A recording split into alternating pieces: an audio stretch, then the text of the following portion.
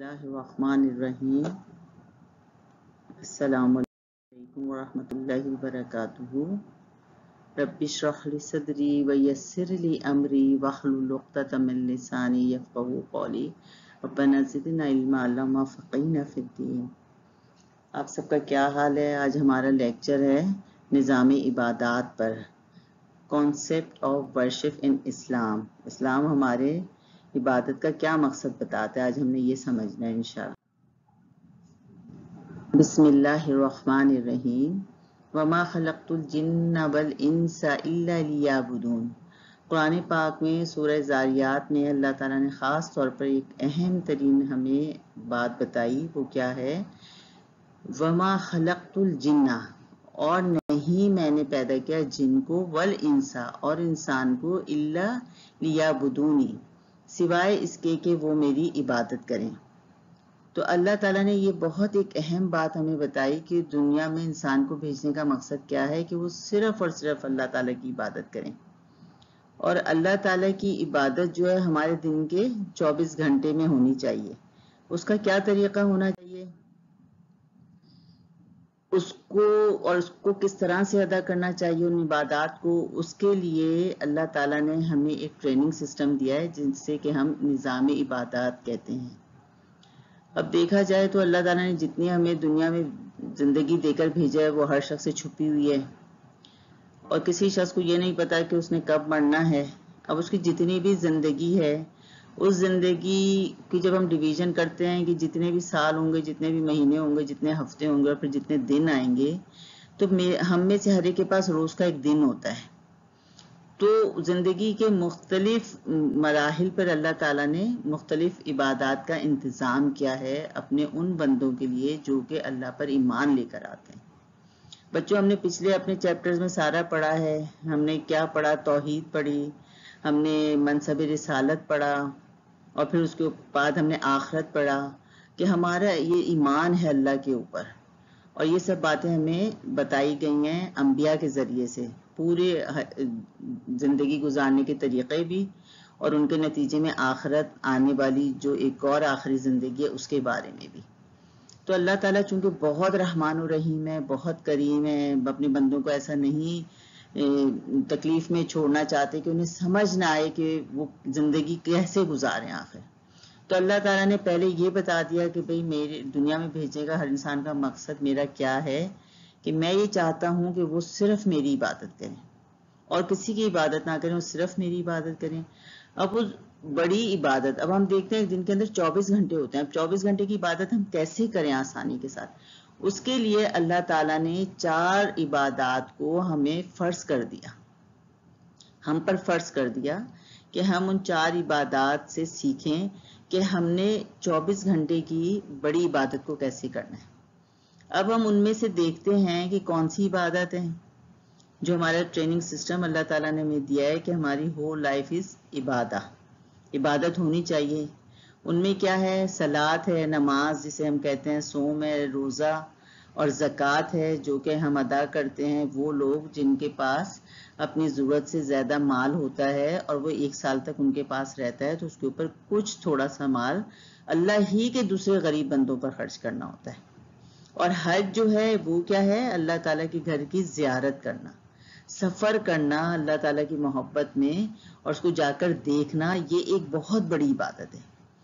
تو یہ ان میں سے 2 عبادت ہم دیکھتے ہیں کہ حج اور زکوٰۃ جو ہے وہ تو صرف ان لوگوں کے لیے ہے جن کے پاس وسائل زندگی زیادہ ہیں، یعنی ان کے پاس اللہ تعالیٰ نے مال ان کو زیادہ دیا ہے کہ وہ یہ دونوں عبادت کر سکتے ہیں۔ باقی جو اور سب لوگ ہیں ان کے لیے 2 عبادات فرض ہیں، ان میں سے روزہ جو کہ رمضان کے مہینے میں آتا ہے، اور صلاۃ جو کہ روزانہ ہماری زندگی کا حصہ ہے۔ تو اللہ تعالیٰ نے ایک ایسا انتظام کیا کہ 4 عبادتوں کو فرض کر دیا، اور پھر اس میں 2 کیٹیگری لوگوں کی یہ کر دی کہ جن کے پاس وسائل کم ہیں ان سے 2 اور عبادات کے بارے میں حساب نہیں لیا جائے گا، اور جن کے پاس وسائل ہیں سارے تو وہ 4 عبادات کے حساب سے اللہ تعالیٰ کے سامنے جواب دہ ہوں گے۔ تو جو ہمارے 24 گھنٹے کی روز کی عبادت ہے، ہر وقت کی عبادت ہے، ہر منٹ کی عبادت ہے، کیونکہ آیت سے ہمیں یہی سمجھ آتا ہے وَمَا خَلَقْتُ الْجِنَّ وَالْإِنسَ إِلَّا لِيَعْبُدُونِ، کہ میں نے جن اور انسانوں کو کسی اور مقصد کے لیے پیدا نہیں کیا ہے کہ سوائے اس کی کہ وہ میری عبادت کریں۔ اب ایک عبادت روز ہماری ہوتی ہے نماز کی، میں نے پہلے بھی چونکہ اس کو ذکر کیا ہے، نماز اتنی اہم ہمارا ٹریننگ سسٹم ہوتا ہے تو میری گفتگو میں اکثر اس کا ذکر آتا ہے۔ تو جو نماز ہمیں تیار کرتی ہے وہ نماز ہم 5 اوقات ملا کر اگر کیلکولیٹ اپنا ٹائم کریں نا تو ٹوٹل ہمارا گھنٹہ یا 1.5 لگتا ہے 5 نمازوں میں، زیادہ سے زیادہ 1.5 لگے گا۔ تو باقی جو 24 گھنٹے میں سے 1 گھنٹہ ہٹائیں یا 1.5 گھنٹہ ہٹائیں تو کتنا بچتا ہے؟ 22.5 سے 23 گھنٹے بچتے ہیں۔ تو ان گھنٹوں میں ہم کیسے اللہ کی عبادت کریں، اس کی ٹریننگ دینے کے لیے اللہ تعالیٰ نے نماز کو فرض کیا کہ آپ اللہ تعالیٰ کی عبادت کیسے کریں گے۔ تو اب ہم دیکھیں کہ نماز صلات کا مطلب کیا ہے۔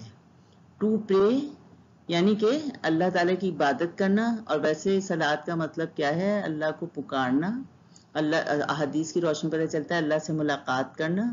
اب ہم صلات کے بارے میں اگر ساری چیزوں کو دیکھیں گے کہ اللہ تعالیٰ نے وہ کس طرح سے ہم پر فرض کی ہے تو ہمیں زیادہ واضح محسوس ہوگا کہ سورہ نساء میں اللہ تعالیٰ نے خاص طور پر فرمایا بسم اللہ الرحمن الرحیم ان الصلاۃ کانت علی المؤمنین کتابا موقوتا، کہ نماز ایک ایسا فرض ہے کہ جو مومنوں کے اوپر، مومن کس کو کہتے ہیں؟ جو اللہ تعالیٰ پر ایمان رکھتے ہیں، ان کے اوپر مقررہ وقت میں ادا کرنا فرض ہے۔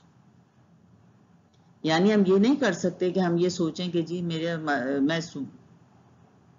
5 اوقات میں تو نماز نہ پڑھوں، لیکن جب میں رات کو فارغ ہوں سارے اپنے دنیاوی کاموں سے تو ایک ساتھ ہی 5 نمازیں پڑھ لوں، یا میں درمیان میں مجھے کسی وقت ٹائم ملے تو میں ساری نمازیں ایک ساتھ پڑھ لوں۔ نہیں، اللہ تعالیٰ نے جو ہدایات پیارے نبی محمد صلی اللہ علیہ وآلہ وسلم تک پہنچائی ہیں ان کے اندر قرآن پاک کے اندر فرما دیا ان الصلاۃ کانت علی المؤمنین کتابا موقوتا، کہ یہ مسلمانوں پر، ایمان لانے والوں پر جو نماز ہے وقت کی پابندی سے فرض ہے۔ 5 نمازیں، اور ہمیں آپ پتہ ہے یہ تحفہ معراج ہے، اور یہ ہجرت سے پہلے 1 سال جب آپ صلی اللہ علیہ وسلم نے معراج کا سفر کیا تھا تو وہاں پر یہ فرض ہو گئی تھی۔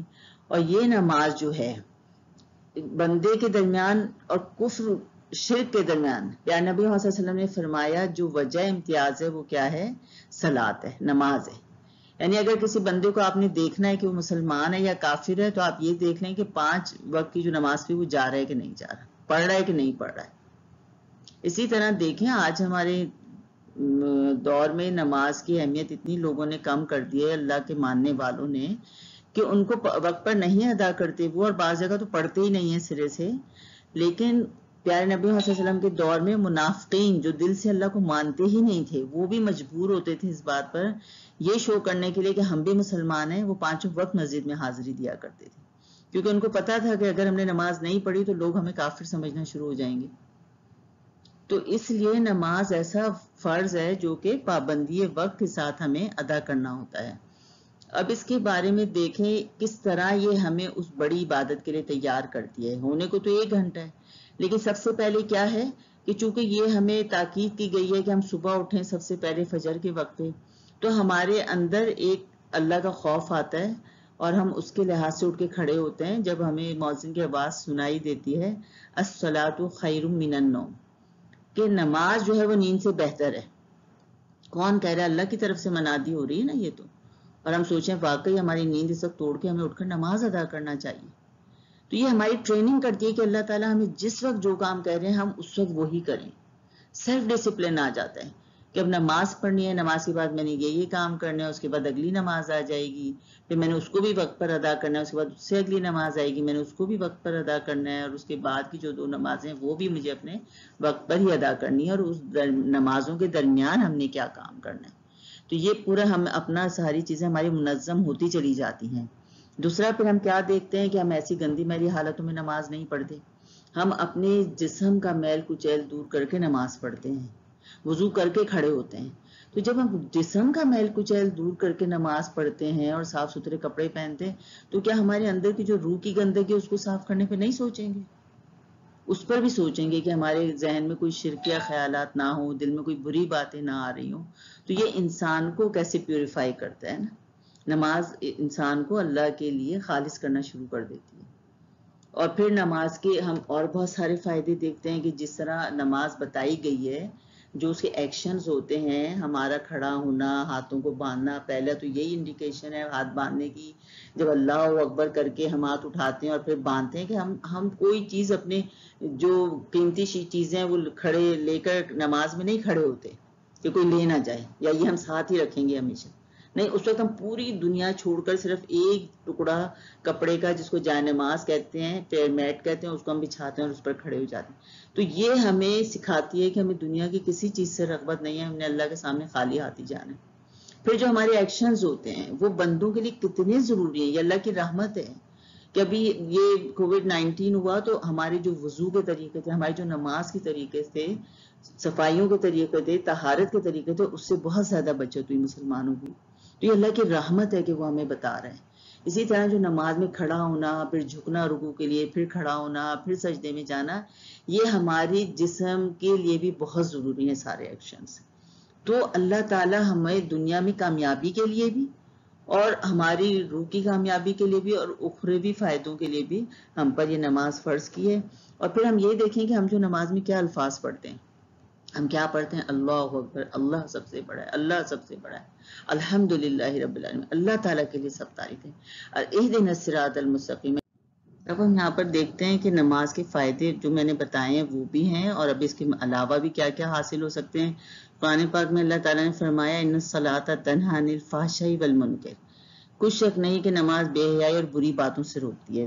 یہ ہم صرف ظاہری الفاظ کے اوپر بھی جائیں نا تو آپ دیکھیں کہ ہم کیسے کپڑوں میں نماز پڑھتے ہیں، اپنا سر کور خواتین کرتی ہیں، بہت سے مرد بھی اپنے سر پہ رومال ٹوپی پہنتے ہیں، اور ہم اپنے لباس کو پراپر کر لیتے ہیں، ہاتھوں کو ڈھک لیتے ہیں، تو یہ ویسے ہی ہمیں فحاشی سے دور کر دیتی ہے۔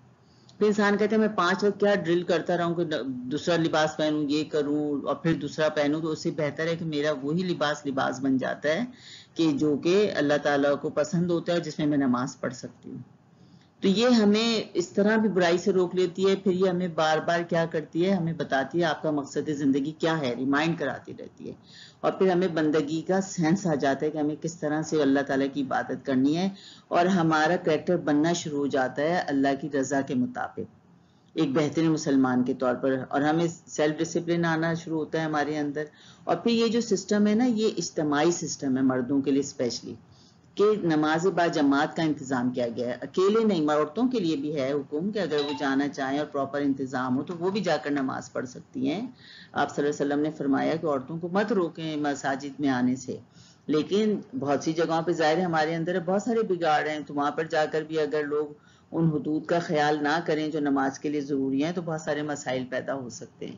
تو بہتر ہے کہ مردوں پہ جو نماز با جماعت فرض ہے تو ان کو وہ ضرور ادا کرنی چاہیے۔ اور آپ صلی اللہ علیہ وسلم کی ایک حدیث یہ بھی ملتی ہے کہ آپ صلی اللہ علیہ وسلم نے فرمایا کہ جب اذان ہوتی ہے اور لوگ بغیر وضو کے گھروں میں بیٹھے رہتے ہیں اور مسجد نماز پڑھنے نہیں آتے تو میرا دل ہوتا ہے کہ میں ان کے گھروں کو جلا دوں۔ دیکھیں کتنی بڑی وعید ہے۔ آج کل تو ویسے ہی شاید ہمارے اعمال کے سزا کے طور پہ اللہ نے کتنے عرصے مساجد میں داخلہ ہی بند رکھا، چند لوگ ہی 5 4 ہی پڑھتے رہے، اور اس وقت اتنی بڑی نعمت محسوس ہوئی کہ وہ فضان کی آواز آتی تھی، لوگ نمازوں کو جاتے تھے، کیا رونق ہوتی تھی۔ اب الحمدللہ کہ ہمارا وہ وقت پھر سے واپس آ گیا ہے تقریباً، اور آ رہا ہے، تو ہمیں اس کی قدر کرنی چاہیے کہ اجتماعی نظام کا بھی جو جماعت نماز با جماعت ہماری ہوتی ہے، ہر چیز میں اللہ نے اجتماعیت بتائی ہے، تو اس کے بھی بہت بڑے فائدے ہوتے ہیں۔ جیسے کہ ہم ایک دوسرے کی سے آگاہی ہوتی رہتی ہے، آج کل ہم دیکھتے ہیں ہمیں پڑوسیوں کا نہیں پتا ہوتا برابر میں کون رہ رہے ہیں، قریبی رشتے دار قریب رہ رہے ہیں تو ان کا بھی نہیں پتا ہوتا۔ تو نماز ایک ایسی جگہ ہوتی ہے، مسجد ایک ایسی جگہ ہوتی ہے جہاں پر سب جب نماز کے لیے ملتے ہیں تو وہاں پر ایک دوسرے کا حال احوال بھی پوچھ لیتے ہیں، اگر کوئی شخص جماعت میں نہ آئے تو پھر پوچھتے ہیں کہ بھئی کیوں نہیں آیا، اس کے گھر جا کے خبر گیری کرتے ہیں۔ تو یہ آپس کے باہمی تعلقات بھی بہت اچھے ہوتے ہیں، اور جب یہ ہم عمل کر رہے ہوتے ہیں اپنے پڑوسیوں کی خبر گیری کا اور ایک دوسرے کے احوال پوچھنے کا، ایک دوسرے سے سلام دعا کرنے کا، تو یہ اس بڑی عبادت کا ایک حصہ ہے جو اللہ تعالیٰ نے کہا نا کہ پوری زندگی عبادت ہونی چاہیے، پورا دن عبادت ہونی چاہیے، تو یہ کرنا بھی ہمارے لیے بڑا لازم ہے۔ اب ہم دیکھتے ہیں کہ اگلا جو فرض ہے وہ کیا ہے، روزہ۔ ویسے تو زکوٰۃ زیادہ اہم بتائی گئی ہے قرآن پاک میں بھی، نماز اور زکوٰۃ کا حکم ساتھ ساتھ ہوتا ہے، الصلاۃ والزکوٰۃ، مگر یہاں پر چونکہ یہ دو فرائض ایسے ہیں جو کہ ہر مسلمان پر لاگو ہیں جو بھی اللہ تعالیٰ پر ایمان رکھتا ہے، تو اس لیے پہلے ذکر میں نے روزے کا یہاں پر کیا ہے۔ یا ایھا الذین آمنوا کتب علیکم الصیام کما کتب علی الذین من قبلکم لعلکم تتقون، یہ جو روزے فرض کیے گئے ہیں یہ بالکل اسی طرح سے پہلے امتوں پہ بھی فرض تھے، اور اس کا مقصد ایک کیا ہے کہ تمہارے اندر تقویٰ پیدا ہو جائے۔ تقویٰ کیا ہے؟ اللہ کا خوف، اللہ کی محبت پیدا ہو جائے۔ تو یہ بھی دیکھیں اجتماعی طور پہ اللہ تعالیٰ نے فرض کیا ہے، یہ ہماری ٹریننگ ہے۔ سال میں ایک دفعہ اللہ تعالیٰ ایک مہینہ ایسے لاتے ہیں کہ اس کے اندر آپ صبح اٹھ کر ایک مخصوص وقت کے اوپر آپ کھاتے پیتے ہیں، اور اس کے بعد پورے دن ایک مخصوص وقت یعنی مغرب تک آپ رکے رہتے ہیں کھانے پینے سے۔ اب کوئی شخص کہے کہ نہیں میں تو بہت پہلے ہی اٹھ کے کھا لوں، تو کہا گیا ہے کہ نہیں، وہ فجر سے پہلے ہی جو ٹائم ہے اس وقت جبھی تک وہ کھا کر روزہ رکھے۔ یہ نہیں کہ وہ رات کو کھا لے گا تو اس کا روزہ تو ہو جائے گا، لیکن کیا ہے آپ صلی اللہ علیہ وسلم نے فرمایا برکت حاصل نہیں ہوگی، کہ سحری کھانے میں برکت ہے۔ پھر ایک انسان کہے کہ میں تو اللہ کو خوش کرنے کے لیے میں تو مغرب پہ روزہ نہیں کھولتا، عشاء پہ کھول لیتا ہوں، لیکن کیا بتایا آپ صلی اللہ علیہ وسلم نے کہ نہیں، ہمیں مغرب پر ہی روزہ کھولنا ہے۔ تو یہ وہ عبادت ہے جو کہ ایک حلال ویسی ہے، کھانا پینا ہمارا ہم روز کھاتے ہیں، لیکن اللہ کے حکم سے ہم ایک مہینے میں سب رک جاتے ہیں ایک حلال کام سے، کیونکہ اللہ نے جس کو حلال کہہ دیا وہ حلال ہے، جس وقت اللہ نے روک دیا اس حلال سے تو وہ ہمارے لیے حرام ہو گیا۔ اور پوری امت ایک ساتھ اٹھتی ہے، یعنی صرف یہ نہیں کہ ہمارے ملک میں رمضان ہے، جو ممالک بھی اسلامی ہے اور جو مسلمان بھی جہاں غیر اسلامی ممالک میں رہ رہے ہیں ان کے لیے بھی یہ عبادت ہوتی ہے، تو سب کی طاقت مل کے بہت بڑھ جاتی ہے، اور یہ بڑی ٹریننگ ہے مسلمانوں کی۔ اس کے اندر اپنے نفس کو کنٹرول کرتے ہیں، کوئی دیکھ نہیں رہا ہوتا، لیکن ہم نہیں کھاتے، ہم اکیلے ہوتے ہیں، گھر میں ہزار چیزیں ہمارے سامنے رکھی ہوتی ہیں۔ کیا چیز ہوتی ہے؟ اللہ کا خوف ہوتا ہے کہ اللہ تعالیٰ نے جیسا بتایا ہے۔ اور پھر اس کے اندر کیا ہوتا ہے؟ اس کے بہت سارے فائدے ہوتے ہیں کہ ہمیں کس طرح سے اپنے دوسرے لوگوں کا خیال کرنا ہے، ہمارے ارد گرد جو ہے تو ماحول ایک بہت اچھا بن جاتا ہے، نیکی کا ہم جدھر جاتے ہیں سب لوگوں نے روزے رکھے ہوتے ہیں، سب قرآن پڑھے ہوتے ہیں، قرآن کی محفلیں زیادہ شروع ہو جاتے ہیں، لوگ قرآن کو سمجھنا کر پڑھنا شروع ہو جاتے ہیں، پورا قرآن تلاوت کرتے ہیں، جو عام دنوں میں ہم 11 مہینے میں مل کر بھی بعض اوقات ایک قرآن ختم نہیں کر پاتے، اور اس رمضان میں ایک تو لوگ کرتے ہی اکثر زیادہ بھی کر لیتے ہیں۔ تو یہ بہت بڑا فائدہ ہوتا ہے، اور غریبوں کی مدد کرتے ہیں، لوگوں کو افطار اپنے کھانوں میں شریک کرتے ہیں، اپنے مال میں شریک کرتے ہیں۔ تو یہ آپ دیکھیں کتنی بڑی ہماری زندگی کی عبادت ہمیں بتا رہا ہے، قرآن بتا رہا ہے، یہ جو عبادت کا رکن بتایا گیا یہ بتا رہا ہے ہمیں، ہماری یہ ٹریننگ دے رہا ہے ہمیں کس طرح کی کہ ہم ہر وقت دوسرے لوگوں کو اپنے مال میں شریک رکھیں اور غریبوں کا خیال کریں، ان کو بھی خوشیوں میں یاد رکھیں، اور اپنے وقت کو اللہ کی راہ میں لگائیں۔ صبح اپنا آرام چھوڑ کر اٹھتے ہیں نا سحری کھانے کے لیے، اور پھر رات کو تراویح پڑھنے کے لیے کھڑے ہو جاتے ہیں۔ تو یہ سب چیزیں کہ ہم اللہ کی راہ میں اپنے مال کو بھی قربان کر سکتے ہیں اور اپنے آرام کو بھی کر سکتے ہیں، اور اس میں ہم خیر کے کام کی کوششیں کرتے ہیں، تو یہ ہماری زندگی کو عبادت بڑی اچھی طرح سے پوری زندگی کو عبادت بناتی ہے۔ یہ والا ایک عبادت کا جز جسے کہ ہم روزہ یا صوم کہتے ہیں۔ اس کے بعد جو ہمارا اگلا رکن آتا ہے نماز کا، وہ کیا ہے؟ زکوٰۃ ہے۔ وَأَقِیمُوا الصَّلَاةَ وَآتُوا الزَّکَاةَ وَارْکَعُوا مَعَ الرَّاکِعِینَ، کیا کہا اللہ تعالیٰ نے قرآن پاک میں کہ نماز قائم کریں اور زکوٰۃ ادا کریں۔ وَارْکَعُوا مَعَ الرَّاکِعِینَ، اور جو لوگ جھک رہے ہیں ان کے ساتھ آپ بھی جھک جائیے، یعنی نماز پڑھیے جا کے مسجد میں، اور پھر کیا کریں؟ زکوٰۃ دیں۔ زکوٰۃ کیا ہے؟ کہ جو میں نے آپ کو پہلے بھی بتایا کہ وہ مال کسی بھی مسلمان یا اللہ کو ماننے والے کے پاس جس مال زائد ضرورت مال جو آپ کی ضرورتوں پہ ہوا آسانی سے آپ نے خرچ کر دیا، اور اس کے بعد جو آپ نے مال بچا کے رکھا تاکہ آپ کی آئندہ آنے والی ضرورتوں کو یا اچانک آ جانے والی ضرورتوں کو پورا کرے، اور اللہ ظاہر ہر ایک کو رزق دیتا ہے، جو کسی کو بہت زیادہ دیا ہوتا ہے، وَيَرْزُقُ مَن يَشَاءُ بِغَيْرِ حساب، وہ تو بہت بغیر حساب کے بھی دیتا ہے جس کو چاہے، تو وہ اس مال میں سے کچھ پرسنٹیج بتا دی گئی ہے کہ اس کو اللہ کی راہ میں نکال دے اور دوسرے لوگوں پر خرچ کر دے۔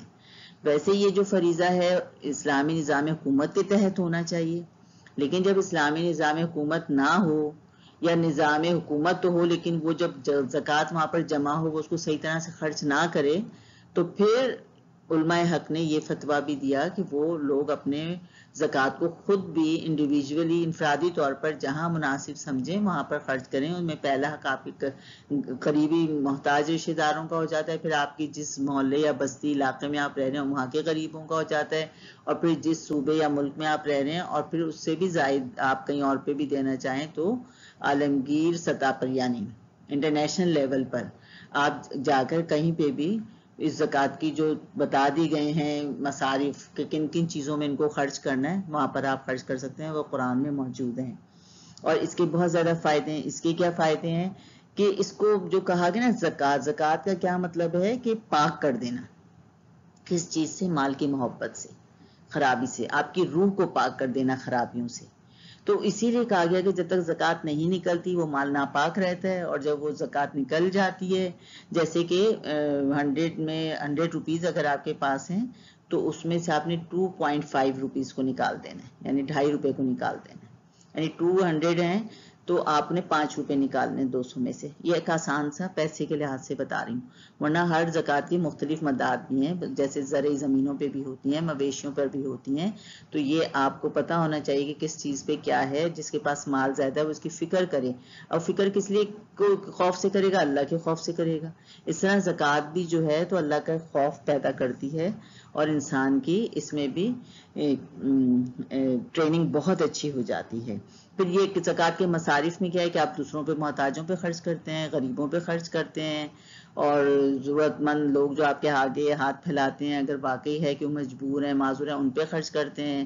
اللہ کی راہ میں جو کام کرنے والے لوگ ہیں خود کما نہیں سکتے ان پر آپ خرچ کرتے ہیں، اور اللہ کی راہ میں جہاں پر جہاد ہو رہا ہوتا ہے وہاں پر بھی خرچ کرتے ہیں. تو جہاں پر بھی آپ خرچ کر رہے ہیں تو یہ ایک دوسرے کے ساتھ آپ کی ہیلپ ہوتی ہے، ہمدردی ہوتی ہے، مدد ہوتی ہے. تو یہ کس طرح سے دیکھیں ایک بڑی عبادت کے لیے یہ ایک چھوٹی عبادت تیار کر رہی ہوتی ہے. پھر اس کے بعد جو چوتھی عبادت ہے وہ کیا ہے؟ حج. حج جو ہے وہ سب سے بڑی عبادت کہلاتی ہے. کس لیے بڑی عبادت کہلاتی ہے؟ ایک تو یہ سفر ہے، سفر حج ہوتا ہے. اب یہاں پر اللہ تعالیٰ نے دیکھیں قرآن پاک میں کیا کہا، بسم اللہ الرحمن الرحیم وَلِلَّهِ عَلَى النَّاسِ، یعنی اللہ کا حق ہے انسانوں کے اوپر حج البیتی، کہ اس کے گھر کا حج کیا جائے. حج کیا ہے؟ زیارت کی جائے، ادھر جایا جائے. من استطاع الیہ سبیلا، جو کہ اس کی استطاعت رکھتا ہے راستے میں جانے کی، یعنی خرچہ جس کے پاس ہے اور وہ جسمانی طور پر وہ ٹھیک ہے اور وہ ذہنی طور پر عاقل ہے، عقل ہے اس کے پاس، وہ وہاں پر جائے، استطاعت رکھتا ہے، تو ضرور اللہ کا یہ حق بن جاتا ہے اس بندے کے اوپر کہ اس کے گھر کی آ کے زیارت کرے.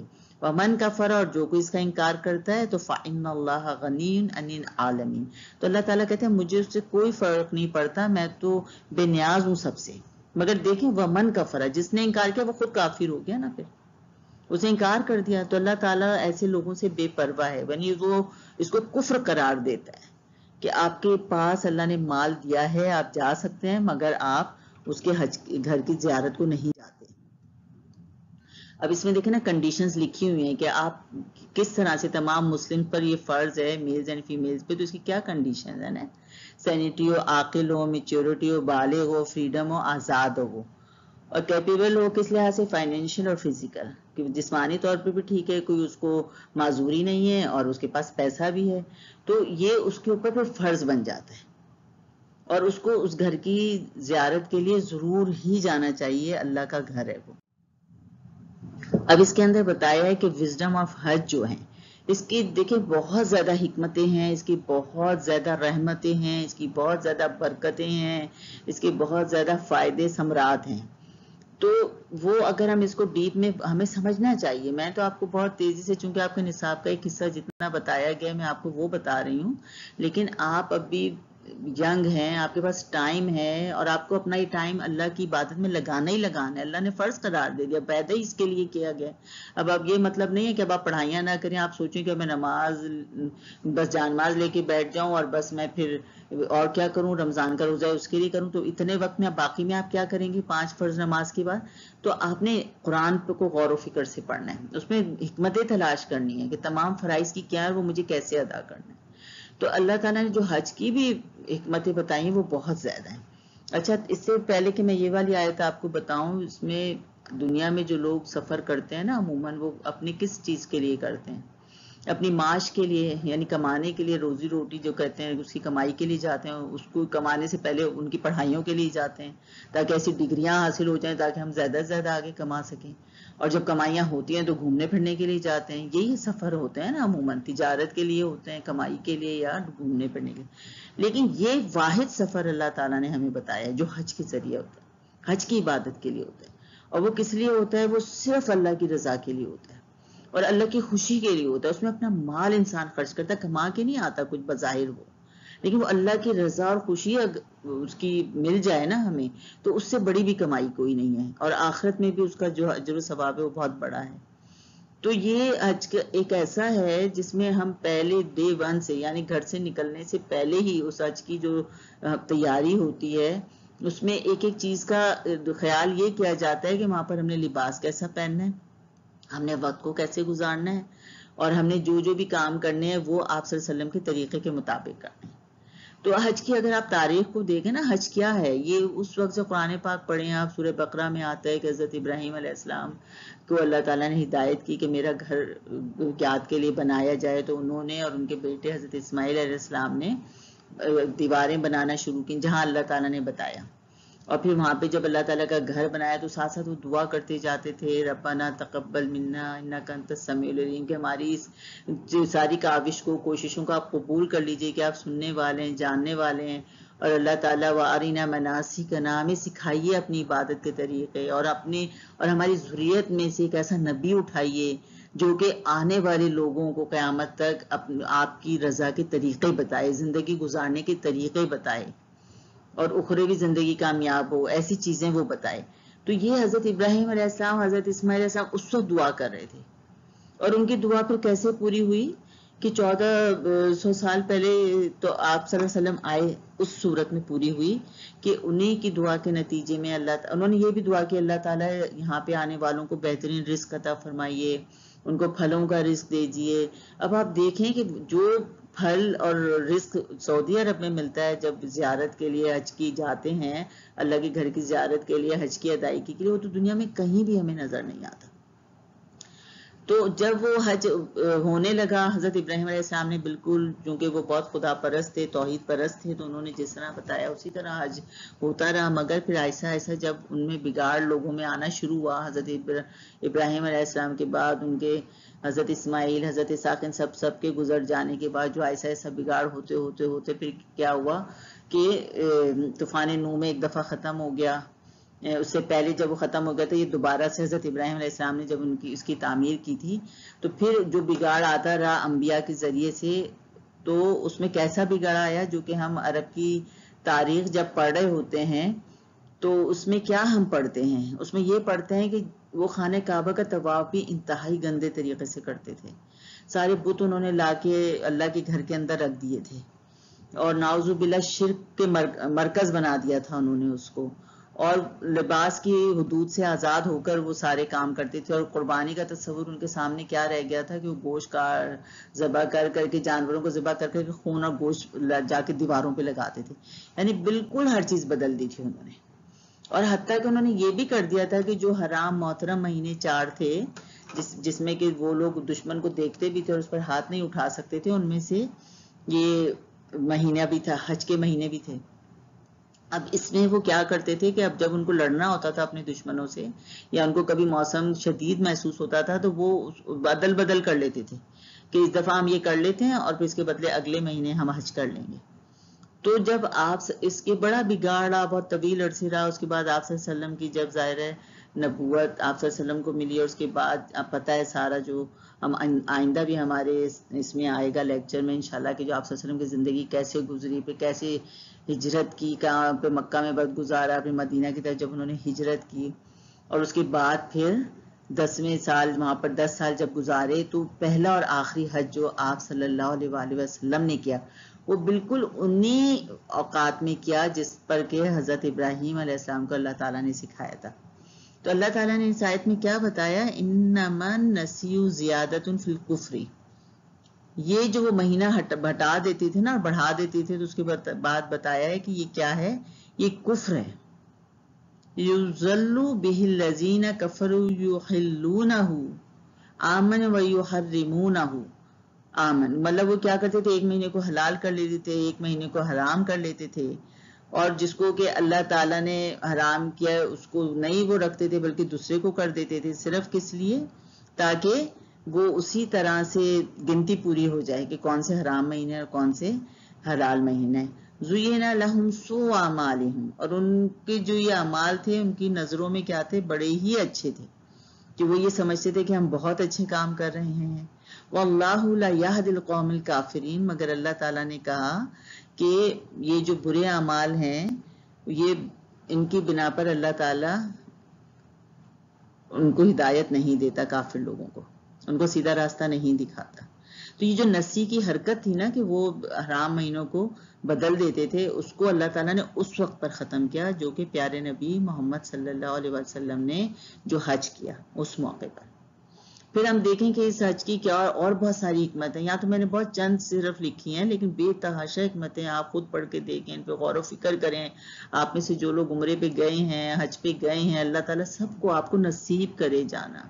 یہ بڑا سفر ہے، آپ چونکہ آپ لوگ وہ بچے ہیں، ایسے گھروں کے بچے ہیں ظاہر ہے جو اپنی پرائیویٹ تعلیم حاصل کر رہے ہیں، تو وہ حج اور عمرہ بھی ان کے اوپر ضرور فرض ہو جائے گا جب آپ خود بھی کمائی کریں گے، لیکن ابھی نہیں بھی ہیں تو ایسے گھرانوں سے تعلق ہے تو خواہش اس بات کی ہونی چاہیے کہ اگر ہم کہتے ہیں نا کہ ہم جا کے بڑا ملکوں میں گھوم کر آئیں، تفریح کرنے جائیں، تو سب سے پہلی چیز جو ہم کریں وہ اللہ کے گھر کو دیکھ کر آئیں۔ تو یہ عبادت ہمیں کیسے تیار کرتی ہے بڑی عبادت کے لیے بھی، کہ اس میں سب سے پہلی بات تو جو ہم لباس احرام پہنتے ہیں نا اس کی بڑی حکمتیں ہیں، اور وہ ہم وہی 2 سفید چادریں پہنتے ہیں مرد تو، عورتوں کے لیے احرام فرق ہے، مردوں کا فرق ہے، لیکن ساری جو اس کے اندر حدود ہیں وہ اور جو بتائی گئی ہیں کہ شرائط کے ساتھ وہ سب ایک ہی ہوتی ہیں۔ تو اس میں کیا ہوتا ہے، وہ ہم کہاں سے سیکھتے ہیں؟ وہ ہم پیارے نبی محمد صلی اللہ علیہ وآلہ وسلم سے سیکھتے ہیں کہ جو انہوں نے پہنا اسی طرح، جو انہوں نے بتایا اسی طرح ہم نے کرنا ہے۔ اور اس کے علاوہ نہیں میں مرد سوچیں کہ نہیں ہم تو جی شلوار قمیض میں جا کے پہن کے یا اپنا پینٹ شرٹ میں جا کے حج کرائیں، عمرہ کرائیں، نہیں ہے، آپ کو پہلی دفعہ زیارت کے لیے جانا ہے، آپ نے احرام ہی پہن کر جانا ہے۔ تو آپ کے ذہن پہ کیا چیز راسخ ہوتی جا رہی ہے، کیا چیز نقش ہوتی جا رہی ہے، وہ چیز ہے کہ ہم نے پیارے نبی محمد صلی اللہ علیہ وسلم کی اطاعت کرنی ہے، اتباع کرنا ہے۔ ایک لفظ ہوتا ہے اطاعت، پیروی کرنا، فالو کرنا، جیسے وہ اگلا کر رہا ہے ویسے کرنا، کہ آپ صلی اللہ علیہ وسلم نے جیسے کریں ویسے ہم کریں۔ ایک ہوتا ہے اتباع، دل کی خوشی کے ساتھ، کشادگی کے ساتھ خوش ہو کہ میں آپ صلی اللہ علیہ وسلم کی سنت پہ عمل کر کے یہ کام کروں، کرنا تو ہے میں نے، تون کرن بھی کریں گے تو ہو ہی جائے گا۔ احرام بڑا مشکل لگ رہا ہے، پہننا تو ہے ہی، اب کیا کریں، عمرے پہ جانا ہے، حج پہ جانا ہے، پہننا تو ہے ہی، اس سوچ کے ساتھ بھی جائیں گے تو بھی عمرہ حج بظاہر تو ہو جائے گا، لیکن جو دل کی خوشی کے ساتھ آپ پہن کر کہ میں تو پیارے نبی صلی اللہ علیہ وسلم کی محبت میں بالکل اسی طریقے پہ کرنا ہے میں نے، تو یہ بہت بڑی عبادت ہے۔ اور جتنے دن انسان پہ رہتا ہے عمرے پہ، یہ حج کی عبادت ہے نا، عمرہ تو اسی کے اندر آ جاتا ہے ویسے، اور جو حج کے دنوں کے علاوہ اللہ کے گھر کی زیارت کو جاتے ہیں اس کو عمرہ کہا جاتا ہے۔ اہل عرب جو ہیں تو حج اکبر کہتے تھے حج کو، اور عمرے کو کہتے تھے حج اصغر، ابھی بھی کہتے ہیں وہ۔ تو بہرحال یہ اب پوری زندگی میں ہمیں کہ جب ہم وہاں پر اتنے دن، ایک مہینہ عموماً یا 20 دن 15 دن، اب تھوڑے دنوں کے بھی حج ہو جاتے ہیں، ویسے حج 5 دنوں پہ مشتمل ہوتا ہے، لیکن جب وہ وہاں پر جا کے کر لیتے ہیں نا اپنے دنوں میں، انہی پوری کیفیات کے ساتھ رہتے ہیں، کیسے ہو سکتا ہے کہ وہ شخص آ کے پھر اپنے گھر میں وہ نہ سوچے کہ اب میں زندگی کیسے گزاروں؟ وہ وہاں پر بھی سوچتا ہے پھر آ کر کہ پیارے نبی محمد صلی اللہ علیہ وآلہ وسلم نے اپنے گھروں میں کیسے زندگی گزاری، اپنی بیوی بچوں میں کیسے زندگی گزاری، میں بھی ویسے ہی گزاروں گا۔ تو ٹریننگ لے کر آتا ہے، یہ بہت بڑی عبادت ہوتی ہے۔ تو یہ جو چیز ہے نا، یہ اللہ تعالیٰ ہمارے دلوں میں پیدا کرے، اور پھر وہ جب ہم اتنے دنوں تک دوسروں کے ساتھ رہتے ہیں، وہ صرف ہمارے ملک کے لوگ نہیں ہوتے، مختلف جگہ کے مسلمان لوگ ہوتے ہیں، کوئی افریقہ کے ہیں مختلف رنگت کے، اور کوئی عرب کے ہیں، اور کوئی دوسری جگہوں کے آئے ہوئے ہیں جن سے ہم کبھی نہیں ملے ہوتے، تو ان سب کے ساتھ ہم ایک ہی صف میں کھڑے ہوتے ہیں، ایک ہی لباس میں کھڑے ہوتے ہیں، اور ایک ہی طرح کے ہم سارے کام کر رہے ہوتے ہیں، تو آپس میں جو ایک دوسرے کو طاقت دیتی ہے نا، اسٹرینتھ دیتی ہے یہ چیز، جیسے ہے نا نماز با جماعت کا اجر زیادہ ہے 27 گنا، تو اسی طرح ان عبادات کا اجر بھی کئی گنا بڑھ جاتا ہے نا۔ اکیلا نہیں انسان حج کر سکتا کہ وہ سوچے نہیں میں تو کسی وقت میں جاؤں گا اور اکیلا جا کے حج کر لوں گا، حج ہے ہی اجتماعی عبادت، اکیلے ہو ہی نہیں سکتی ہے. تو یہ عبادت جو ہے انسان کو بہت زیادہ اچھی طرح اس بڑی عبادت کے لیے تیار کرتی ہے جو کہ ہم نے واپس آ کر اپنے گھروں میں کرنی ہوتی ہے. اسی لیے آپ صلی اللہ علیہ وآلہ وسلم نے فرمایا کہ جب ایک انسان حج کے لیے جاتا ہے وہ بالکل اسی طرح سے حج کرتا ہے جس طرح کے پیارے نبی محمد صلی اللہ علیہ وآلہ وسلم نے کرنے کا اس کو بتایا ہے. تو وہ بالکل ایسے اس کی زندگی ہوتی ہے واپس آ کر جیسے کہ وہ آج ہی پیدا ہوا ہے. اس لیے سب لوگوں کی تو ایک زندگی ہوتی ہے، لیکن جو لوگ حج کر چکے تھے ان کی 2 زندگی ہوتی ہیں. اللہ ان کو بالکل موقع ایسا دیتا ہے اب وہ بالکل پاک صاف گناہوں سے ہو گئے ہیں اور جیسے ابھی وہ نیو بورن ہے اور ابھی وہ اسی طرح سے اپنے ساری چیزیں زندگی گزاریں گے اور نئی زندگی کا آغاز کریں گے. تو دیکھیں پھر اسی طرح اللہ تعالیٰ اس میں کیا دیتے ہیں اور چیزیں ہمیں جو سکھاتے ہیں وہ کیا ہے کہ ہم اس میں بہت بڑی قربانی اپنے وقت کی دیتے ہیں، اپنے نفس کی دیتے ہیں، اپنے مال کی دیتے ہیں، اپنے گھر والوں کو پیچھے اولاد کو چھوڑ کر جاتے ہیں اور فکر بھی رہتی ہے لیکن صرف اللہ کی رضا اور خوشی کے لیے. تو انسان کے اندر بہت زیادہ یہ جذبہ پیدا کس چیز کا کر دیتی ہے کہ میں زندگی کے ہر جگہ پہ جہاں پر اللہ تعالیٰ چاہے گا میں قربانی دے سکتا ہوں. مجھے کوئی چیز اللہ کی راہ سے زیادہ عزیز نہیں ہے، اللہ سے زیادہ کوئی چیز عزیز نہیں ہے. پھر آپ یہ دیکھ لیں کہ چونکہ جو ایک اجتماعی عبادت ہے تو یہ ہم ایک دوسرے سے بھی بہت اچھی چیزیں سیکھتے ہیں اور ایک دوسرے سے مسلمانوں کی خیر خواہی ہمارے اندر پیدا ہوتی ہے. جس طرح کہ آپ صلی اللہ علیہ وسلم نے بتایا نا کہ مسلمان جو ہے ایک جسم کی مانند ہے، اگر اس کے جسم کے کسی عضو میں تکلیف ہوتی ہے تو پورا جسم اس تکلیف کو محسوس کرتا ہے. جیسے دیکھیں نا ہمارے سر میں درد ہوتا ہے تو بھئی ہم سو جائیں آنکھ کو کیا ہوا، ہمارے جسم کو کیا ہوا، لیکن ہم نہیں سو پاتے اس لیے کہ وہ پورا جسم اس کو محسوس کرتا ہے. اسی لیے پھر امت مسلمہ میں کہیں پہ بھی کوئی آزمائش آتی ہے، کسی بھی مسلمان کو یا ملک کے لوگوں کو تکلیف ہوتی ہے تو ساری امت اس کو پھر محسوس کرتی ہے اور پھر ان کے لیے دعائیں کرتی ہے، پھر ان کی اس مصیبت کو دور کرنے کے لیے کوشش کرتی ہے. تو یہ حج جو ہے بڑی عبادت سب سے کس لیے ہو جاتے ہیں کہ اس میں ساری عبادتیں بھی ہوتی ہیں، باقی ساری عبادتیں بھی اس میں آ جاتی ہیں. کس طرح سے؟ اس میں ہم جا کے نمازیں بھی پڑھتے ہیں. پھر زکوٰۃ کا مقصد کیا ہے کہ وہ مال کی محبت کو دل سے نکالتے یا زکوٰۃ کی عبادت جو ہے ہم پہ فرض کی گئی ہے تو یہاں پر ہمارا مال بھی خرچ ہوتا ہے. پھر صوم کس طرح سے ہے کہ رکتا ہے انسان. صوم کا لفظی مطلب کیا؟ رکنا، یعنی گناہوں سے رک جانا. تو وہاں پر ہم بہت ساری چیزوں سے رک جاتے ہیں، نفسانی خواہشات سے رک جاتے ہیں. اور حج میں تو ٹریننگ لے کر جاتے ہیں کہ کسی کو کوئی برا لفظ نہ کہیں، بری بات نہ کریں، حتیٰ کہ حدود حرم میں کسی کی کوئی چیز پڑی ہے وہ نہ اٹھائیں، کوئی جانور بھی نظر آئے تو اس کو بھی نہ ماریں، تو ہم اپنی ذات سے کسی کو تکلیف نہ دیں. تو یہ عبادت بھی اس میں آ جاتی ہے. اور پھر اللہ کی رضا حاصل کرنے کی عبادت ہے کہ صرف اللہ کی رضا کے لیے ہم اتنی تکلیف اٹھا رہے ہیں، اتنے دور سفر کر کے جا رہے ہیں. تو یہ جو عبادت ہے یہ سب سے بڑی عبادت بن جاتی ہے اور یہ ہمیں بہت زبردست ٹرین دیتی ہے. اب یہ جہاد کیا ہے؟ 4 عبادات تو وہ ہیں لیکن یہ جہاد جو ہے کیونکہ آپ کے نصاب میں بھی ہے اور ہمارے اسلام میں بھی اس کو پھر اگلے مرحلے پر رکھا گیا ہے کہ جہاد بھی مسلمانوں پر اسی طرح سے فرض ہے جس طرح کی عبادات فرض ہیں. مگر اصل بات کیا ہے کہ ہماری پوری زندگی، جہاد کا لفظی مطلب کیا ہے کہ اپنی جد و جہد سے نکلا ہے. یہ جہادہ جو ہے نا لفظ جہاد، جد و جہد. جد و جہد کیا ہوتا ہے؟ پوری کوششیں کرنا، اپنی انتہائی کوششیں کر لینا. کس چیز کے لیے؟ اللہ کے طریقے کو اختیار کرنے کے لیے، اللہ کے طریقے پر چلنے کے لیے، اللہ کی رضا کے مطابق زندگی گزارنے کے لیے اپنی انتہائی کوششیں کرنا، اللہ کے دین کو دنیا میں پہنچانے کے لیے، اس کو نافذ کرنے کے لیے اپنی انتہائی کوششیں کر لینا. تو وہ 4 عبادتیں اس عبادت کے لیے ہمیں تیار کرتی ہیں. حتیٰ کہ ایک حدیث میں آپ صلی اللہ علیہ وسلم نے فرمایا کہ جب وہ کسی غزوہ سے واپس جا رہے تھے اپنے صحابہ رضی اللہ تعالیٰ عنہم کے ساتھ تو آپ صلی اللہ علیہ وسلم نے فرمایا کہ ہم اب جہاد اصغر سے جہاد اکبر کی طرف جا رہے ہیں. یعنی وہ جو غزوہ میں جہاد ہوا، جا کے دشمنوں سے لڑائی ہوئی، وہ تو چھوٹا جہاد تھا. جہاد اکبر کیا تھا؟ اب ہم اپنے گھروں میں جا رہے ہیں، وہاں پر جا کے جو ہم کام کریں گے وہ بہت بڑا کام ہوگا کہ ہم اپنے نفس کی اصلاح کریں گے اور دوسروں کی اصلاح کریں گے اور جس طرح سے زندگی گزاریں گے وہ بہت بڑا جہاد ہے اور وہ بہت بڑی عبادت ہے. تو جہاد کس چیز میں آتا ہے؟ اب ہم یہ سمجھتے ہیں کہ جہاد تو یہ ہے صرف کہ ہم اسلحہ لے کر پہنچ جائیں میدان جنگ میں کسی طرح سے اور دشمنوں کو مارنے لگ جائیں. نہیں، وہ جہاد تو آپ صلی اللہ علیہ وسلم نے فرما دیا چھوٹا ہے. بڑا جہاد تو وہ ہے جو گھروں میں جا کے کریں. اب گھروں میں جا کے کون سے جہاد ہو سکتے ہیں؟ اب یہاں پہ ان کی ترتیب بتائی گئی ہے کہ جہاد بن نفس ہے. جہاد بن نفس، یعنی سب سے پہلے اپنے نفس کے خلاف جہاد کرنا، اپنے نفس کو بری باتوں سے روکنا، اپنی نفس کو خرابیوں سے روکنا، اپنے نفس کو اللہ کی اطاعت پر لانا۔ اس کی چھوٹی سی مثال جو میں اکثر دیتی ہوں کہ اب اذان ہوئی ہے، نماز کا وقت نکلا چلا جا رہا ہے اور ہم نفس کو خوش کیے جا رہے ہیں اور آرام سے سوئے ہیں، لیکن اپنے نفس کو چاہت کو توڑ کر، اس کی خواہش کو توڑ کر اٹھیں اور جا کے وضو کریں اور نماز پڑھیں، یہ جہاد بالنفس ہے۔ پھر کیا ہے؟ جہاد باللسان ہے، کہ ہماری جو زبان ہے اللہ نے ہمیں بولنے کی طاقت دی ہے، جب بھی تو ہم ظاہر اتنا لکھ رہے ہیں، پڑھ رہے ہیں، سب کچھ اتنی زندگی میں آگے بڑھ رہے ہیں، تو اپنی زبان سے اچھی باتیں کریں۔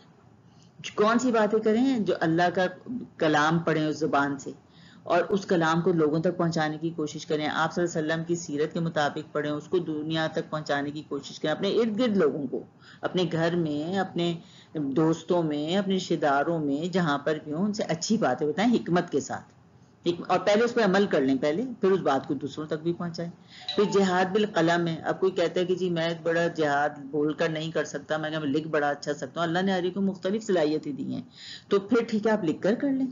اسی لیے جو کہتے ہیں نا یہ صحافیوں کا بڑا درجہ اس لحاظ سے، وہ صحیح لکھیں، اگر اللہ کی خوف کے ساتھ لکھیں تو ان کے بڑے درجات ہیں، اور وہ اچھائی قلم کے ذریعے پھیلتی ہے نا، کہ ہم جو قرآن آج ہم تک کیسے پہنچا، قرآن پاک قلم کے ذریعے، حدیث کیسے پہنچے، قلم کے ذریعے، اس لیے ہم کوئی بھی اچھی بات شیئر کریں قلم کے ذریعے تو وہ جہاد بالقلم ہے۔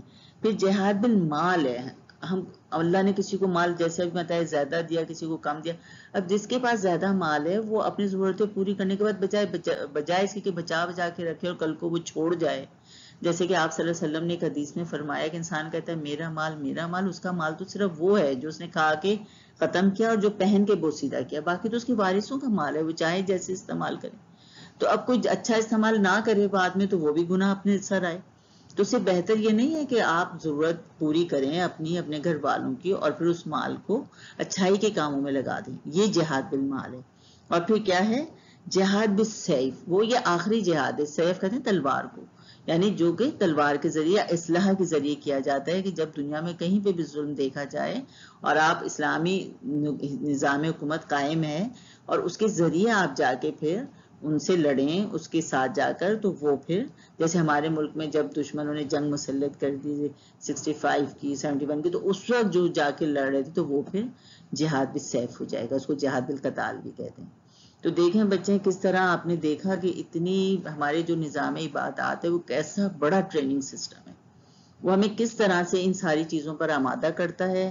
اور اس جہاد پر جو سب سے پہلے تو ہمارے پاس اپنے نفس کا جہاد ہے، کہ ہم اس کے لیے کوشش کریں کہ اپنے آپ کو اس بڑی عبادت کے لیے تیار کریں، اور یہ اسٹرینتھ کہاں سے لیں؟ ابھی ہمارے پاس نماز ایک عبادت فرض ہے، روزہ تو رمضان کے مہینے میں آئے گا، تو آپ اس کو ایکسپیرینس کر کے دیکھیں، اسی طرح سوچ کے کہ وہاں جو میں نماز میں پڑھ رہا ہوں مجھے پتا ہو کہ میں کیا بول رہا ہوں، کیا بول رہی ہوں، کیا مجھے سمجھ آ رہا ہے میں اللہ سے کیا باتیں کر رہی ہوں، اللہ تعالیٰ مجھے ان آیات میں کیا ہدایات دے رہے ہیں، اور پھر ان پر غور کر کے اس پر عمل کی کوشش کریں، بڑی زندگی آسان ہو جاتی ہے اور بڑی راحت ملتی ہے اس کے اندر، اور بہت فضول کی فکروں سے آزادی حاصل ہو جاتی ہے، اور انسان کا فوکس بالکل صحیح ہو جاتا ہے۔ اللہ فوکس کرنا سکھاتا ہے۔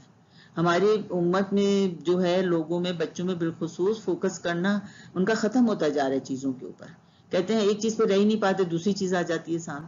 تو یہ نماز ہماری ٹریننگ دیتی ہے کہ آپ کیسے کسی بھی چیز پہ فوکس کر کے اپنے پلان کو مرتب کریں، منظم کریں اور اس کے مطابق کام کریں۔ تو اللہ تعالی ہمیں اپنے نظام عبادات کو، آپ سب کو بہت اچھا طرح سمجھنے کی توفیق عطا فرمائے، اور اس سے وہ ٹریننگ لینے والا بنائے جس سے کہ ہمارے روز کی زندگی کی جو عبادت ہے وہ بہت اچھی ہو جائے۔ اللہ تعالیٰ توفیق عطا فرمائے، آمین آمین۔ سبحانک اللہم و بحمدک، نشہد ان لا الہ الا انت، نستغفرک و نتوب الیک۔